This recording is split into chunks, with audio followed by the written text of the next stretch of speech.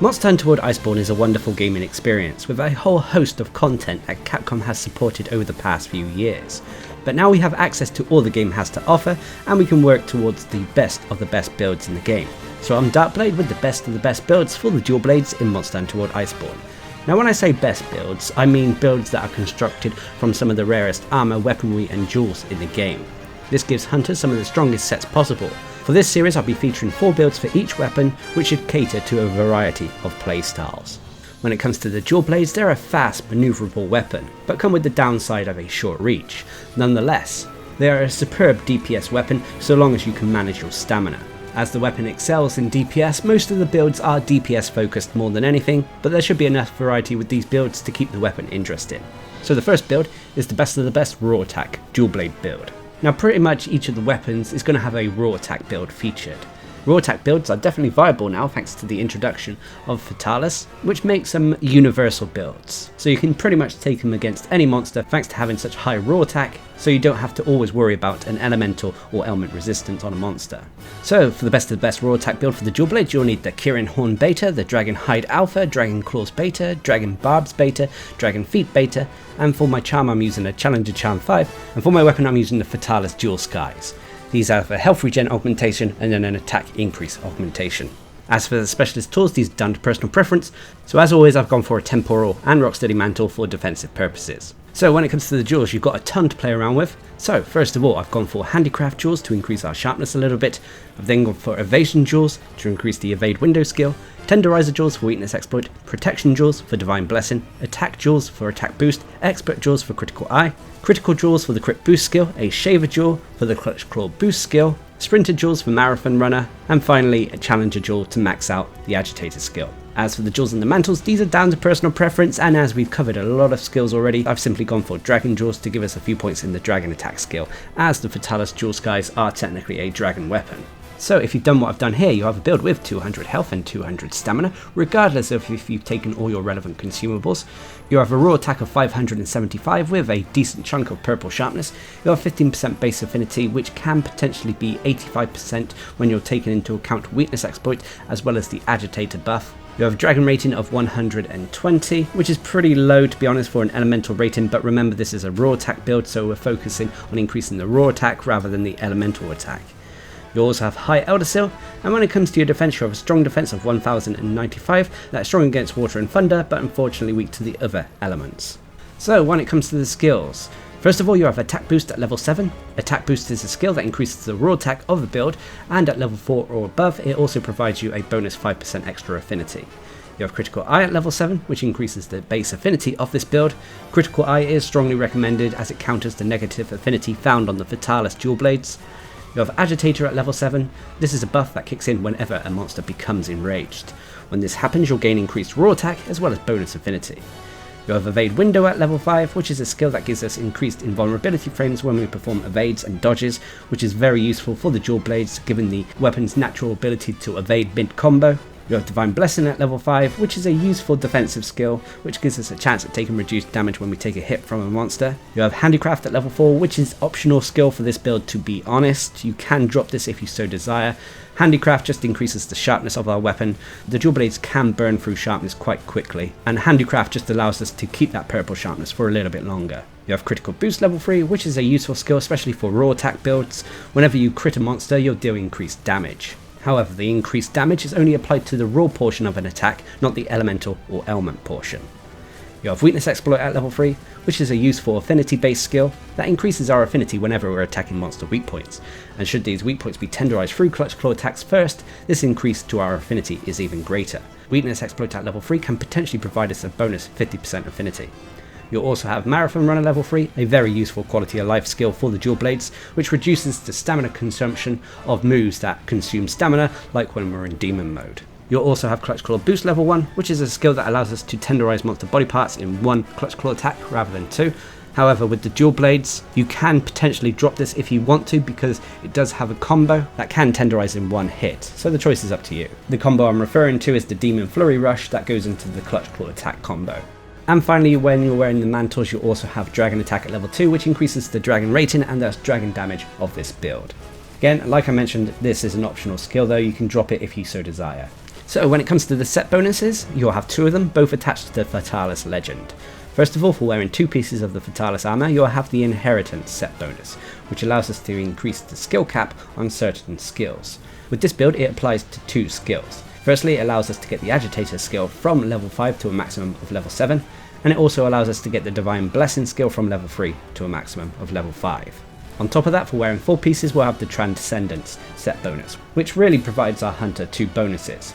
First of all, it gives us 200 health and 200 stamina, regardless of if we've taken consumables. This also will persist through death as well. And on top of that, it will also provide us the True Razor Sharp skill, which severely reduces our sharpness loss, allowing us to keep that purple sharpness for longer. So there we have it, that is the best of the best raw attack dual blade build I use. As you can see, it is a straightforward DPS build, utilising all the essential skills that you would find on a build that you want to deal damage with. But every build out there has pros and cons. When it comes to the pros for this build, its first is its sheer raw attack damage output. Combining an attack boost, critical eye, agitator, crit boost, weakness exploit and more, it means that you can deal a decent amount of damage to a monster regardless of their elemental weaknesses and resistances. On top of that, this build has quite a few quality of life skills. Combining Evade Window, Divine Blessing and especially Marathon Runner, it will allow you to stay in the fight for longer, providing you defensive aspects and make a hunt feel easier than it potentially is. And then finally for the pros is the Fatalis Legend, which provides us 2 of the strongest set bonuses in the game that not only increase our DPS but also increase our potential quality of life and defensive aspects as well. But unfortunately every build has cons. With this build, one of its cons is unfortunately it has no skills to recharge our stamina quickly. However, we shouldn't run out of stamina quickly thanks to Marathon Runner plus the 200 stamina, so it's kind of countered. You could also use Dash Juice as well to alleviate this, but it's nonetheless something to be aware of. And the other con is unfortunately this is a very jewel heavy build, requiring some of the rarest jewels in the game, so it's not going to be easy to create. But if you're able to get your hands on all the materials needed as well as all the Fatalis gear and more, you're going to be able to create one of the most powerful builds in the game for the dual blades. As I've mentioned many times, you can use this against pretty much any monster and you'll be able to bring them down quickly and efficiently. Which brings us on to the next build, which is the best of the best elemental dual blade build. This build is all about the elements, being able to cause a lot of elemental damage to a monster, but this means that you have to take into account a monster's elemental resistances for the best results. The Dual Blades is one of the best weapons when it comes to utilising elemental damage thanks to its fast and long combos. So for this you'll need the Safi Crested Crown Beta, the Safi Crested Chest Alpha, Safi Crested Van Braces Beta, Safi Crested Belt Beta and the Safi Crested Boots Beta. I'm also using a Frost Charm 5 as we are using a Frost weapon. Of course if you were using a different weapon with a different element you would replace the Frost Charm to match whatever new element you were using. And for my weapons I'm using the Kiar Daggers Ice. These have a health regen augmentation and then an elemental up augmentation. To be honest, with this build you can pretty much swap out the Kiar Daggers Ice for any of the other Kiar weapons and you'll have pretty much the same result, just with a different element. And again for the specialist tools I've gone for the Temporal and Rocksteady Mantles. So when it comes to the jewels, you've got a fair few to play around with. First of all, I've gone for a Frost Jewel to increase the frost attack on this build. As always, if you were using a different weapon with a different element, you would replace the Frost Jewel to match whatever new element you were using. I've then gone for a Sprinter Jewel for the Marathon Runner skill, Evasion Jewels for Evade Window, Vitality Jewels for health boost, a Shaver Jewel for the Clutch Claw boost skill, Tenderizer Jewels for weakness exploit, a Slider Jewel, which is optional, for the Affinity Sliding skill, Protection Jewels for Divine Blessing, and a Sharp Jewel for the Protective Polish skill. As for the jewels on the mantles, I've simply gone for Attack Jewels for the Attack Boost skill. So if you've done what I've done here, you'll have a build with 150 health, 100 stamina, which will be 200 health and 150 stamina when you're on a hunt and taking all your relevant consumables. You have a raw attack of 428 with a decent chunk of white sharpness. You have 55% base affinity, which can easily be 100% when you take into account weakness exploit as well. However, this base affinity rating is taken with the True Dragon Vein Awakening buff in effect. You'll also have an Ice Elemental rating of 850. Again, this is taken with the True Dragon Vein Awakening buff in effect. You also have a defense rating of 1081 that is strong against every single element except for the dragon element. So when it comes to the skills, first of all you'll have Ice Attack at level 6. This is a skill that increases the ice rating and thus the ice damage of this build. Of course if you were using a different weapon with a different element, you would replace Ice Attack level 6 to match whatever new element you were using. So if you were using a fire weapon, it would be Fire Attack level 6, so on and so forth. You'll also have Evade Window at level 5, Health Boost at level 3. Health Boost is a skill that allows us to get to that potential 200 health. You have Blight Resistance at level 3, a byproduct of the armor we're using, but is a useful quality of life and defensive skill that allows us to ignore all elemental blights when we're using this build. You have Crit Boost level 3, a reminder with Crit Boost, when we do crit a monster, it will only increase the raw portion of an attack, not the elemental portion. Anyway, you have Weakness Exploit at level 3, Marathon Runner at level 3, Divine Blessing at level 3, Affinity Sliding at level 1, which is a byproduct of the slider jewel we're using. This is an optional skill, you don't need it, it's not essential, but whenever you perform a slide with this build, it will increase our affinity by an extra 30% for a small duration. You'll also have Protected Polish at level 1, which is a useful skill that kind of counters the small amount of white sharpness we have on this build. Protected Polish is a buff that kicks in whenever you sharpen your weapon. When this happens, you'll put a protective coating over your sharpness gauge, preventing any sharpness loss for a small duration of time. You'll also have Critical Element level 1, which is found on any of the Kiar weapons. Critical Element is like Critical Boost, but applies to the elemental portion of an attack. So when our attacks crit a monster, they will deal increased elemental damage. You'll also have Clutch Claw Boost level 1, and finally when you're wearing any of your mantles, you'll have Attack Boost at level 2. As for the set bonus, you'll have one of them, which is the Safi Jiva Seal, True Dragon Vein Awakening. This is a high risk reward set bonus that greatly benefits elemental builds. Whenever you have your weapons drawn, you'll gain an increased 40% base affinity, and on top of that you'll gain increased elemental damage. But there is a cost.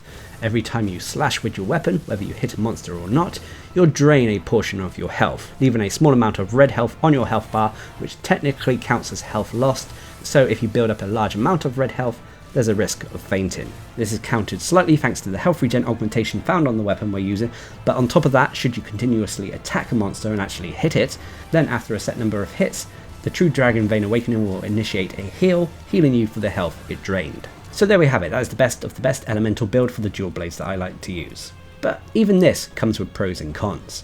Its biggest pro is its elemental damage output, able to take down monsters very quickly so long as you're countering them with the right element. On top of that, this build has a ton of quality of life and defensive skills. Thanks to Evade Window, Health Boost, Blight Resistance, Marathon Runner, Divine Blessing and more, it all adds up and makes a hunt feel a little bit more easier than it is. And on top of that, the final pro is the True Dragon Vein Awakening, providing you a ton of affinity and increased elemental damage for simply having your weapon drawn. But unfortunately this build does come with two major cons, the first being the True Dragon Vein Awakening health drain, which isn't the biggest issue but it's something you still need to be aware of. And the final con is unfortunately you only have a small amount of white sharpness on this weapon, so there'll be times during a hunt where you have to stop and sharpen your weapon. But regardless, if you're a fan of the elemental weapons in this game, then I'd strongly recommend this. As long as you're used to countering a monster's elemental weaknesses, and the dual blade being very adept at using elements, you're easily able to defeat monsters with this build. Which brings us on to our third build, which is the best of the best Master's Touch build. Now these third builds are normally quirky niche builds, fulfilling a specific role that may not be the most meta. This build is a quirky DPS build that makes use of the Master's Touch combined with the Latent Power skill. Latent Power does work well in unison with the dual blades, but it can be tricky at times. Nonetheless, once you're used to it, this build can be surprisingly powerful. So for this build you'll need the Kaiser Crown Beta, the Safi Crested Chest Alpha, the Safi Crested Vambraces Beta, the Kaiser Coil Beta, and the Safi Crested Boots Beta. I'm also using a Challenger Charm 5, and for my weapon I'm using the Safi Shatter Claws. These have an attack increase, affinity increase, sharpness increase, and then finally the Teostra's Technique awakened skills on it. It also has an attack increase augmentation and health regen augmentation. As for the specialist tools, these are down to personal preference, so again I've gone for the Temporal and Rocksteady Mantles. So when it comes to the jewels, you've got a fair few to play around with. So first of all, I've gone for Throttle Jewels to max out the Latent Power skill. I've then gone for a Shaver Jewel for the Clutch Claw Boost skill, Tenderizer Jewels for Weakness Exploit, Blast Jewel for the Blast Attack skill, Critical Jewel for Critical Boost, Attack Jewels for the Attack Boost skill, and Vitality Jewels for the Health Boost skill. As for the jewels on the mantles, I've gone for Attack Jewels and Protection Jewels. So if you've done what I've done here, you'll have a build with 150 health, 100 stamina, which will be 200 health and 150 stamina. When you're on a hunt and taking all your relevant consumables, you'll have a raw attack of 437 with purple sharpness. You have 50% base affinity, which can easily be 100% when you take into account both latent power and weakness exploit. To be honest, this could be considered overkill, so you could, if you wanted to, drop the affinity increased awakened ability on the Safi Shatter Claws if you so desire. You also have a blast rating of 260 with a decent defense of 1037 that is strong against fire and thunder, but unfortunately weak to the other elements. So when it comes to the skills, first of all you have Latent Power at level 5. This is a skill, a buff that kicks in after you've been fighting a monster for a set amount of time, or if you take a certain amount of damage while on a hunt.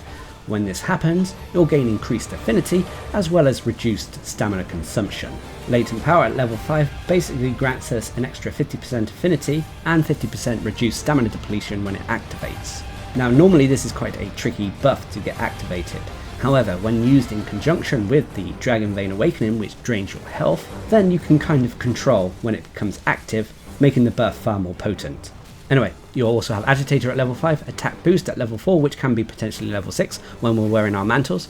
You'll have Blast Attack level 4, which is a skill that increases the blast rating and build up of the element on this build. You'll have Health Boost at level 3, Blight Resistance at level 3, Critical Boost at level 3, Weakness Exploit at level 3, Critical Eye at level 2, Clutch Claw Boost at level 1, and again when you're wearing the Rocksteady Mantle you'll have the Divine Blessing at level 2.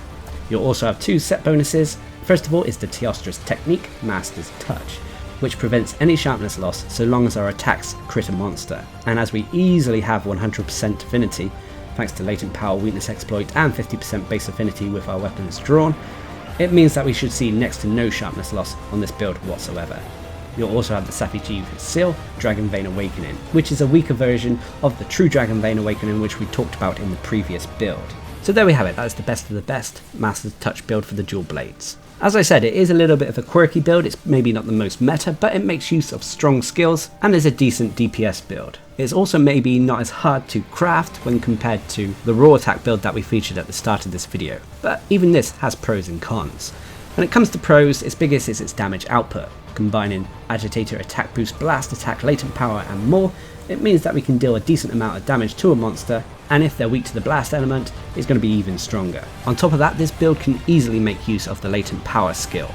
Latent Power combined with the Dragon Vein Awakening Health Drain means that we can activate the skill quite effectively with the dual blades that really benefit from this buff, giving us a ton of increased affinity and reduced stamina depletion. And then finally for the pros is this build does not have to worry about sharpness whatsoever, thanks to the Master's Touch set bonus combined with the high affinity it has. But unfortunately even this build has cons. One of its biggest cons is it has no stamina skills until Latent Power is active. It lacks the likes of Marathon Runner and more, so you need Latent Power active to counter the lack of stamina based skills. And then finally for the cons is, it's not a huge con but you still have a health drain with this build thanks to the Dragon Vein Awakening, which you need to be aware of. But if you're a player who hates to have to manage their sharpness, but still likes to deal a large amount of DPS, then I'd strongly recommend this build. Latent Power is a very underused skill, and the Dual Blades is one of the rare weapons that strongly benefit from it, so this is a great build to make use of it if you so wish. It may not be the most meta, but this build can still take monsters down relatively quickly. Which brings us on to our final build, which is the best of the best Guiding Lands Dual Blade build. This is a strong raw attack build, bearing similarities to the first build featured in this video, that you can take into the Guiding Lands and farm the area effectively and efficiently. So, for this you'll need the Brachydium Helm Beta, the Dragon Hide Alpha, Dragon Claws Beta, the Dragon Barbs Beta, the Dragon Feet Beta, and I'm using the Challenger Charm 5. I'm also using the Fatalis Jewel Skies again as my weapons, which have a health regen augmentation and attack increase augmentation. Again for the specialist tools, these are down to personal preference, so I've gone for Temporal and Rocksteady Mantle for defensive purposes.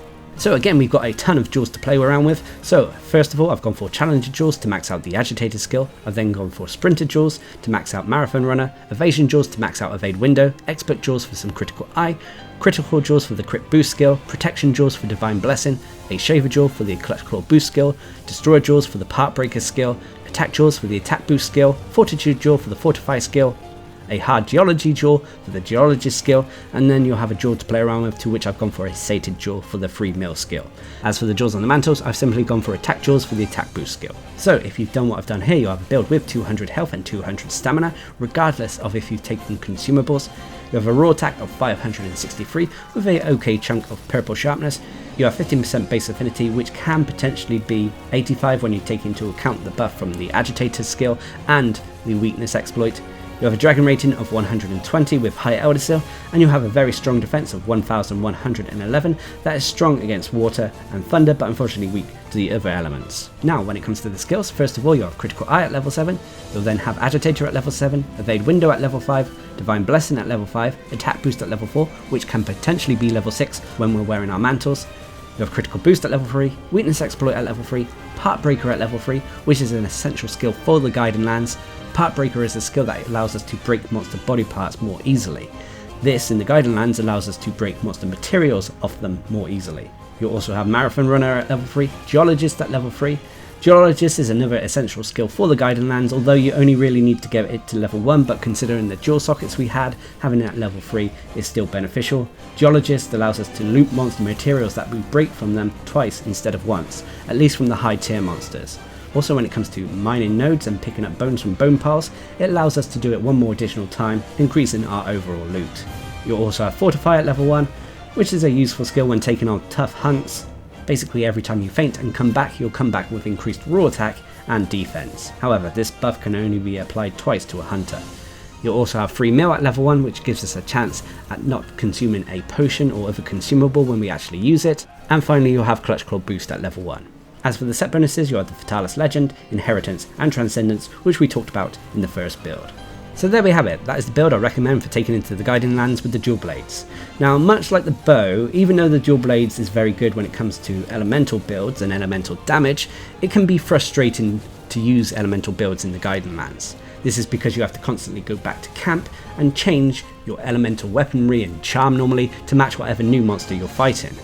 With this build, and it being focused on raw attack, it means that you can go up against any monster you want and you don't have to constantly go back to camp and change out your weaponry or charm and such. So it makes things nice and efficient. But even this build has pros and cons. When it comes to the pros, its biggest is its damage output.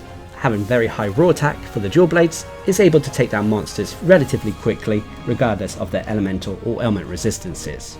On top of that, this build is great when it comes to farming the Guiding Lands, combining skills like Part Breaker, Geologist, Fortify and more. It makes farming the area efficient and productive.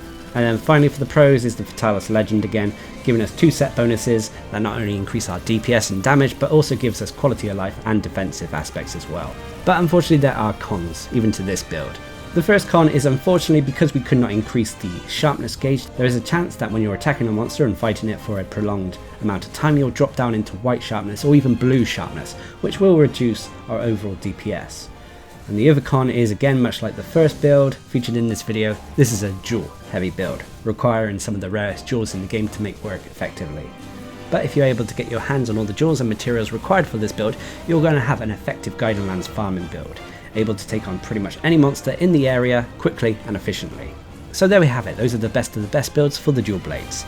Now these builds are aimed to be strong general builds, able to take on pretty much any task in Monster Hunter World Iceborne with a few exceptions. But if you were to take on a tough monster, say the likes of Elatrion or Vitalis, some additional adjustments may be required here and there. Also, these builds may be slightly different from other metas found in the community, but regardless, these are the strongest builds that I personally like to use in the game, and I hope they'll help you in your hunts.